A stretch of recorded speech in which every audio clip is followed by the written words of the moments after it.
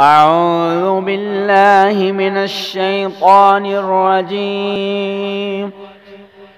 بسم الله الرحمن الرحيم. يا أيها الذين آمنوا إذا تداينتم بدين إلى أجل مسمى فاكتبوه، وليكتب بينكم كاتب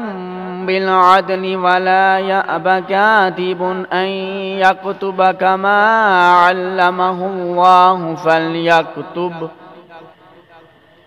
وليملل الذي عليه الحق وليتق الله ربه ولا يبخس منه شيئا، فإن كان الذي عليه الحق سفيها أو ضعيفا أو لا يستطيع أن يمل هو فليملل وليه بالعدل، واستشهدوا شهيدين من رجالكم، فإن لم يكونا رجلين فرجل وامرأتان ممن ترضون من الشهداء أن تضل إحداهما فتذكر إحداهما الأخرى، ولا يأبى الشهداء إذا ما دعوا، ولا تسأموا أن تكتبوه صغيرا أو كبيرا إلى أجله،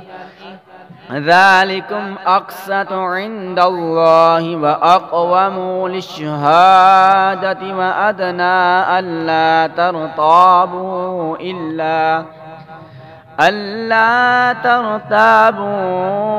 إلا أن تكون تجارة حاضرة تديرونها بينكم فليس عليكم جناح ألا تكتبوها، وأشهدوا إذا تبايعتم ولا يضار كاتب ولا شهيد، وإن تفعلوا فإنه فسوق بكم، واتقوا الله ويعلمكم الله والله بكل شيء عليم. صدق الله العظيم.